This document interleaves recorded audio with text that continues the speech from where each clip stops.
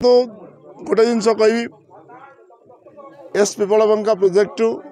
आज प्रोजेक्ट नहीं कांग्रेस सरकार प्रपोजल गड़ी गड़ी आसूला आम सरकार एवं तार अप्रुवाल कले बर्तमान तार टेंडर प्रक्रिया गलानी सेठी मु दाबी रखी कहती जो 100% जलू 60% जदि ब्रह्मपुर पीवा पानी अन्य जगह जो 30 ରୁ 40% ये कृषक को मिलवार आवश्यकता अच्छी ताल आम करने को देवु नतुबा आम विरोध करूँ बंद करेबू तो निहाती भाव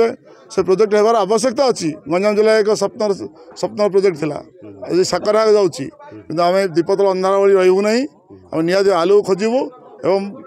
सोरड़ा 40% जल हक मागू आम लोक देवु एक कथा मुझे कही रखी जय हिंद जय जगन्नाथ।